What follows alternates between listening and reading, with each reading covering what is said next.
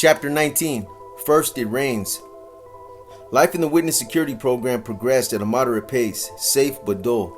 I settled into routines, found work as a mechanic, and earned a decent wage, but I couldn't imagine the rest of my life.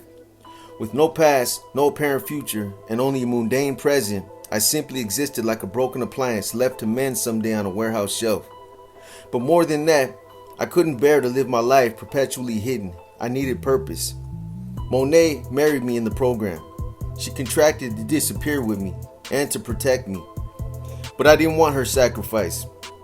She deserved to be safe and free, and the only way I knew to accomplish both was to return to my life as an undercover, but this time as a well-paid informant. Canada offered its informants, they called them police agents, $1 million to infiltrate the Hells Angels. But the Royal Canadian Mounted Police had no paid positions available, so they referred me to their law enforcement agency, the Ontario Provincial Police, the OPP. The Hells Angels operated largely as a cartel in Canada. The club subsumed 7 other biker gangs and represented the highest concentration of Hells Angels in the world. The OPP needed my help to infiltrate the club in Ontario, so they flew me to Buffalo, New York to discuss the particulars. In a dimly lit cafe with wind howling around me, I proposed a 4-month contract for their consideration, $10,000 a month until I got inside the Hells Angels. But the recession took its toll on the OPP as well, and the department had no funds to finance an infiltration. Unwilling to let the opportunity drop, I proposed getting inside a Hells Angels support club in the United States, preferably one with a chapter in Virginia Beach. The Hells Angels barely had a presence in Virginia, but they wanted one, and they were actively recruiting the Merciless Souls. I figured if I prospected for the Merciless Souls and subsequently patched into the Hells Angels, I could transfer to Canada. Meanwhile, I commuted 40 miles each way to work and began to notice a Mongol presence in my area. The 1%er bikers roared past me, wearing bottom rockers that boasted Baltimore. Predominantly a West Coast gang headquartered in Southern California, the Mongols only sporadically dotted some East Coast cities, and they had formed a fledgling chapter in Virginia Beach. I decided that while I waited for the OPP opportunity to materialize, I could work the gang part-time. Kaz put me in touch with Gringo, an agent out of the ATF's Richmond field office located 90 miles from my home. He said he was working something big but disclosed no details. The following week, I arranged to meet Gringo 10 miles from Richmond at a pizza restaurant. He arrived on his motorcycle, dressed in full Mongol cuts, wearing a Baltimore side rocker. His prospect, Special Agent JD, also wore a Mongol prospect patch. "You're the Mongols?" I laughed. Over several slices of pizza, Gringo explained the agent's odyssey. He and JD had started a Mongol community impact investigation in Baltimore 6 months prior with the goal of curbing drugs. But after encountering administrative roadblocks, they transferred their case to the ATF field office in Richmond and joined the Virginia Beach chapter of the Mongols. But they had yet to switch their rockers. "You commute from Richmond?" I asked. "Technically, our chapter has 3 official Mongols, but the president is an enlisted soldier. He's currently out to sea, so is the other one. I'm the acting president," Gringo grinned. "How did we applied," Gringo explained the extensive process involved in becoming an accepted full-patch Mongol. "The club demanded a birth certificate, relatives' names and addresses, employment and criminal history for the last 10 years, even tax returns. Preparing an undercover identity involved an elaborate operation. Gringo and JD had to create fake records, including school, credit, and work history, that corroborated their fictitious lives. I quickly realized the difference between our respective roles. Gringo and JD had the administrative support of the ATF to doctor records. I had no one. Gringo had already been approved by the Mongols to become a full-patch member thanks to the help of a confidential informant. JD, however, still waited for his paperwork to clear. My heart sank as I listened to the requirements. Like hell would I complete an application for Mongol admission or expose my past or my family to that kind of scrutiny.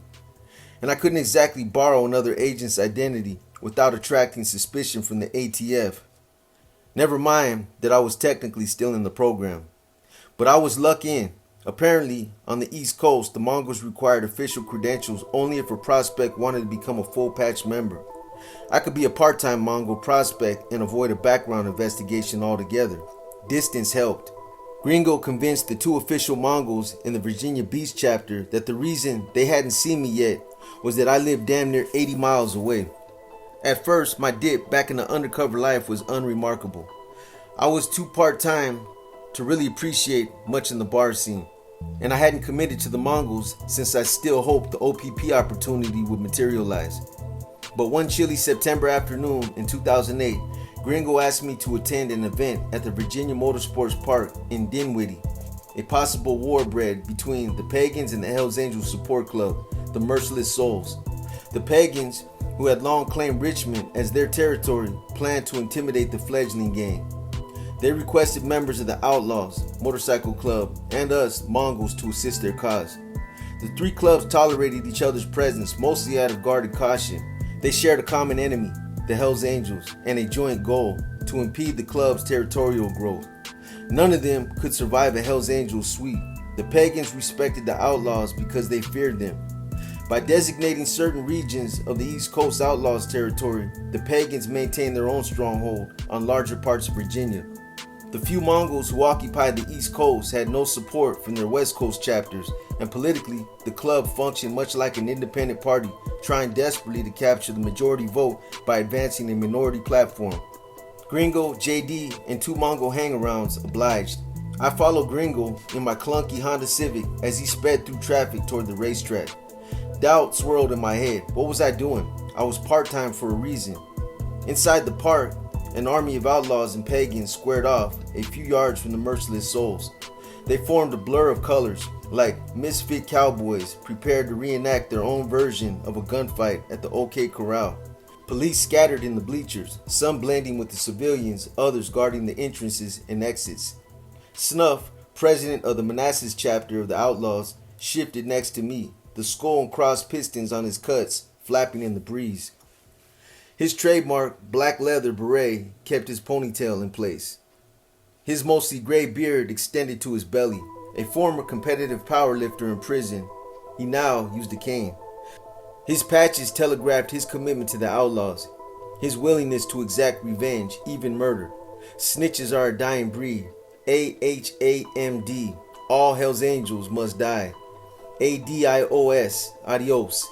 Angels die in outlaw states. GFOD, God forgives outlaws don't. He sneered menacingly at members of the Merciless Souls, his eyes narrowing the slits. The Merciless Souls grew increasingly agitated at the Pagans and Outlaws' presence. They stood in defensive posture, arms crossed, mad-dogging us, inviting the confrontation. Each side waited for a signal to fire, and I had no doubt Snuff would charge headlong into the crowd, randomly shooting. Tension rippled over us. Deputies milled around us, and I wondered if any would interfere. After an hour of staring at one another, the Merciless Souls finally dispersed. The big standoff almost compelled me to grow out of my short-cropped hair and prospect for the Merciless Souls. The Hells Angels had no chapters yet in Virginia, and I was fairly confident the club would absorb the Merciless Souls and anoint them as the first Virginia Hells Angels chapter. After 3 months of working undercover as a part-time Mongol, I decided to defect. Nothing's happening, I complained. There aren't enough Mongols here to make an impact. Kaz suggested I watch the evening news. That night on TV, an anchorwoman with serious eyes and a wide smile reported on Operation Black Rain, a massive undercover investigation that resulted in the arrest of 38 members of the Mongols Motorcycle Club, including the club's president, Ruben Doc Cavazos.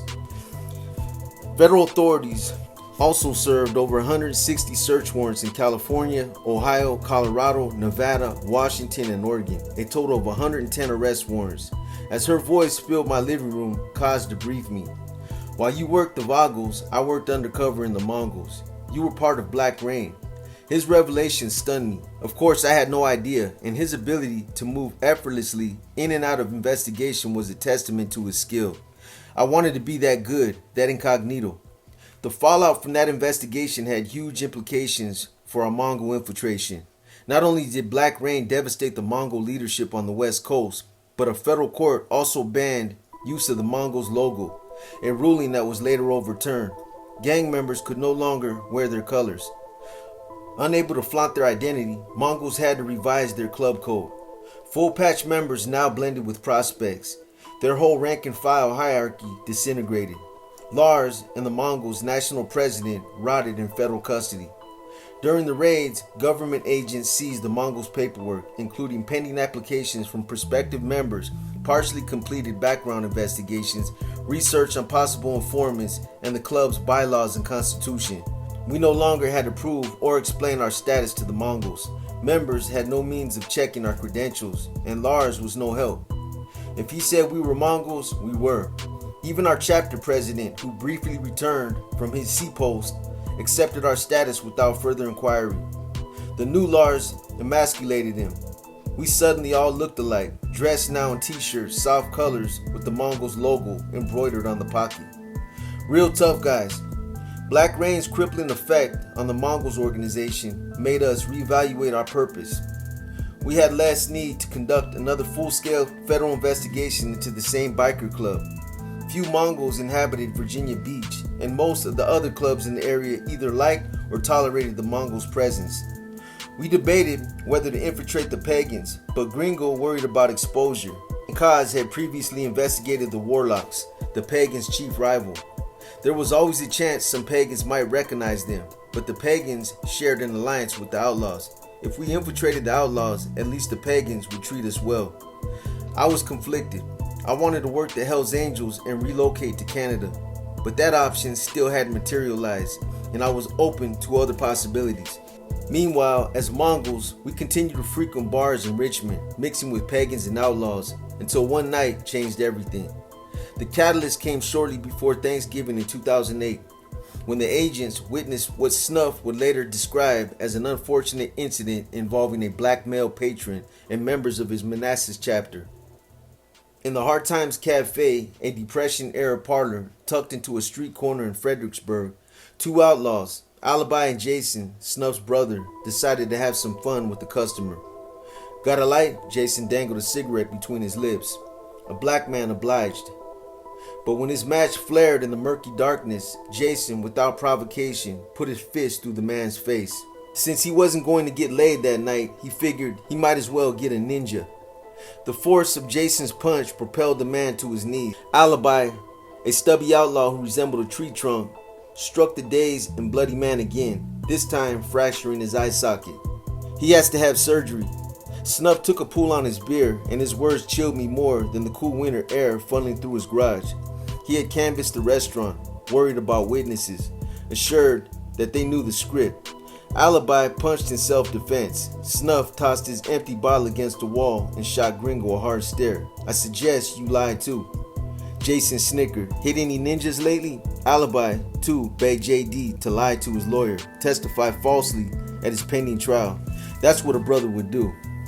In early January 2009, we decided to become brothers. At first, I refused, still hopeful Canada would materialize. But then JD reminded me that Outlaws had chapters in Canada. I could infiltrate the club in the United States, transfer, and still work for the OPP. JD looked relieved. Good, because we already told them we were in.